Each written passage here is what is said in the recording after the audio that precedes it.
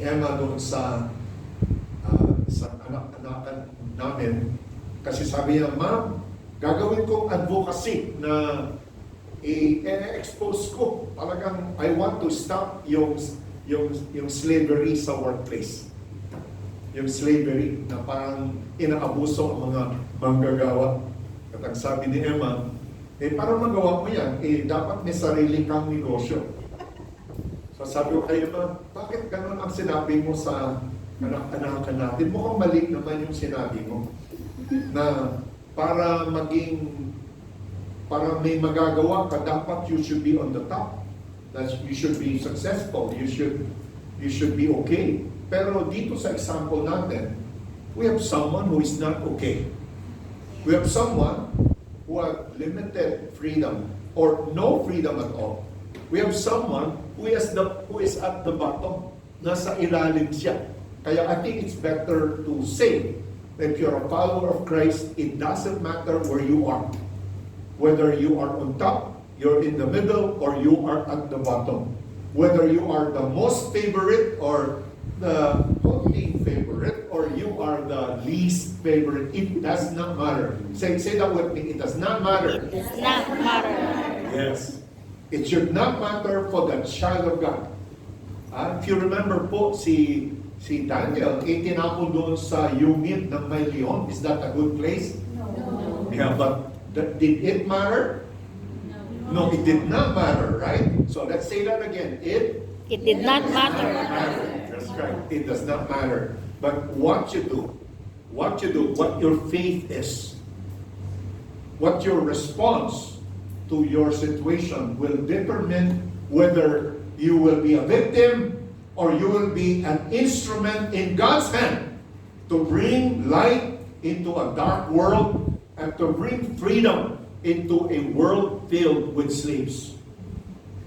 To advance the kingdom of God. So mga advancers tayo, di ba? Last week we said, yes, I will be part of the group, the people of God who will advance the kingdom of God through prayer. Amen ba? Amen pa rin ba? Amen. So ayan po, let's look at the stormy workplaces. No? So number one, alam niyo ba sa Philippines ito hindi sa Hong Kong ito 87% of Filipinos report work-related mental health issues. They struggle sa work nila. So don't think na atin lang yung struggle, no? And then, secondly, makikita din natin yung mga health issues for work-life balance, job security concerns, ineffective communications, unsafe work conditions, lack of skill development, labor issues, toxic workplace culture. Wow. Oh, talaga naman. I think most of us are quite familiar with that, no? Mga toxic workplaces. Talagang toxic yung relationship. Hindi maganda ang pakikitungo sa inyo. Minsan, kulang sa pagkain. Minsan, kulang sa tulog. You know, when we were still here, I was still here, talagang I really get angry minsan, no? When I learned some of our kababayans only sleep for 2 hours, 3 hours every day because they are required to work. That is workplace slavery, right? Pero if you're a child of God, that will not be the determining factor. It will affect you. It will cause you some suffering, yes. But if you understand who you are, and if you know how to live through yung mga storms na yan, not only will you grow in the Lord, your love for Him, your worship of Him, your faith in Him will keep growing, but also you will be an instrument to keep advancing the kingdom of God. Amen ba? Amen? Amen. Oh, hallelujah. So, sa example po natin, si Apostle Paul, ganun din yung kalagayan niya, di ba? Yung workplace woe niya. Number one, he's a prisoner. And if you're a prisoner, then wala kang voice, wala kang influence At nakita natin, they would not even listen to him. Pero meron pa rin tinatouch si Lord na mag-show ng kindness sa kanya. Can you imagine, no? There were almost 300 people doon sa boat. But one person showed kindness to him. And it appears from the story na si Lord, tinouch niya yung officer na yun to show him kindness. That's one of the blessings ni God sa kanyang mga anak. Na if you have time to talk to your mommy Emma, she will tell you how our experience have been. Na God will touch people and you will experience the kindness of God in the midst of difficult situations.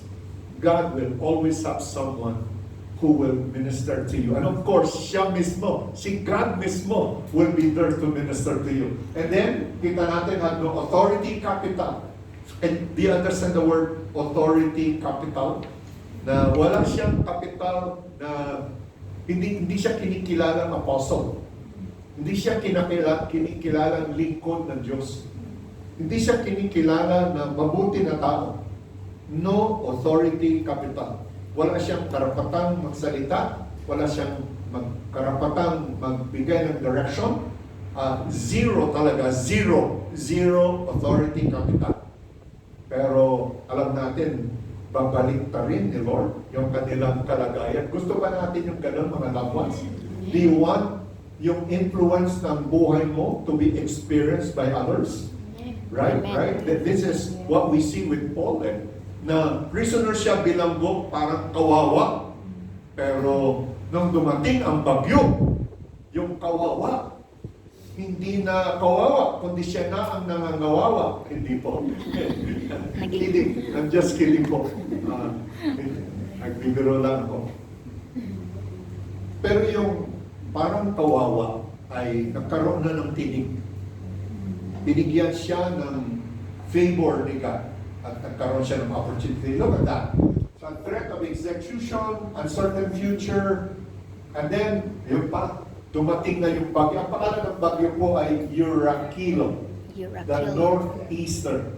Kumbaga, mga kanyang Typhoon 12, maybe. O maybe Typhoon 14. No? Ano kaya? Grabe Typhoon naman. 14, medyo...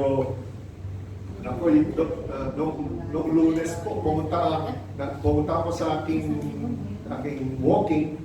Ako, daming tumumban mga kahoy sa park na pinupuntahan ko. Punong-puno talaga. Mga salamin na nabasag, mga ganun, mga bintana, mga ganun. Ang dami po talaga, daming damages, no? Yan po yung power of the typhoon. And of course, alam natin that they experience a shipwreck. Talagang nasira, nawasak yung kanilang boat. So, even Paul has experienced shipwreck. Actually, this will not be his first. Only this will be the first among many shipwrecks.